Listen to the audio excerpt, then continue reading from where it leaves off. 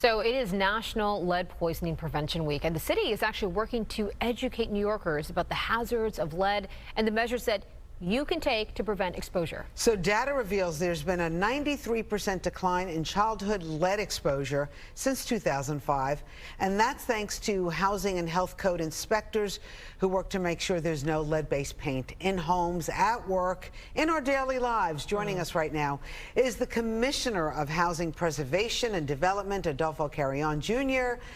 Nice to have you back on Good Day New York. Great to see you, We're Rosanna, used to Bianca. seeing you in a different role. Yes, it's good to be back in government. And, you know, it demonstrates that if we commit ourselves to something, we can fix it. We had almost 36,000 cases of lead poisoning in children in 2006. By 2021, it was down to just above 2,500. There's been a little uptick in the last couple of years, I think, partly due to the fact that kids were home during COVID. They were out of school. There was probably more exposure, so more reporting. But just in the last fiscal year, we issued 15,000 violations related to lead.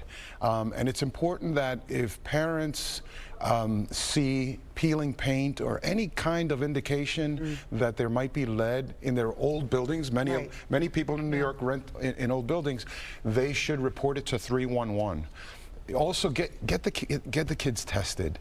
You know, one of the biggest developmental. When you go for their physical, you should have them tested. Yes. You should ask for that specifically. Ask for it. Is that a blood test? It's a blood test. Okay. And you can ask for it as a parent. You should, especially within the first 2 years of life. And remember, I mean, kids put everything in their mouth. They're so curious. They're tactile. They're trying to figure out the universe. And one of the things they'll do if they find a chip. We all were exposed at some point, but regular exposure is very dangerous. So we've launched, like Bianca said, this campaign citywide, all week. Virtual, in person. Yesterday we were on Fordham Road with the Department of Health, the Department of Buildings, meeting kids, parents, giving the kids the old-fashioned coloring books. Kids still like coloring books. Wow. Can you believe that? So yesterday, but I love that. Let me ask you something. Is your department commissioner also in charge of going into the NYCHA buildings? Because we know NYCHA's just been a mess with lead poisoning, and it's taking them forever to rectify the situation. So they do their own inspections. They have their own inspection corps. Oh boy. And then we have tens of thousands of units out there, hundreds of thousands of units that we are responsible for across the entire city. So does the city go after NYCHA housing the way they go after private landlords? We are responsible for the private market, for all buildings in New York City. The New York City Housing Authority, we work with them. We come in as needed, but they have I think you need it. Well, I was going to say, just simply put, do you think that their own inspections for the NYCHA housing, do you think they're doing a good job? I think the New York City Housing Authority works very, very hard to keep up with the hundreds of thousands of residents and tens of thousands of units that they have, that they're responsible for. It is an immense task. But all in all, could they be doing a better job?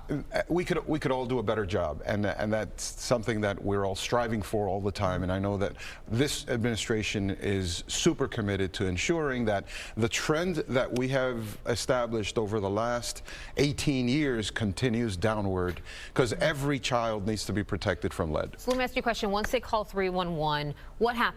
Do you show up? Do you repaint the place? We're also showing videos of water coming out of faucets. Has it infected water? Like, what's the fix here? Yeah, so what happens is once a complaint comes in, we send an inspector out. We determine that lead, if lead is there, they get a violation. We collected over $80,000 in the last year in penalties from owners that did not correct the situation. The owner then has 21 days to correct the situation. If they do not, we come in with our emergency repair team, and then we essentially charge the owner not only the penalty fee, but the emergency repair costs. So it can be burdensome for some owners, and we try to incentivize the water that. that we're showing too? How does lead infect the water? You know, lead pipes are no longer a thing.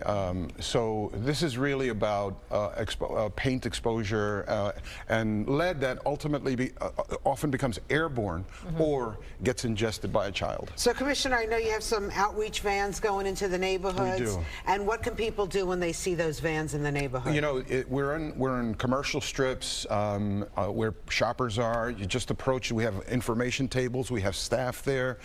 They can give you contact information for the agency. We have the Department of Buildings, the Department of Mental Health and Hygiene.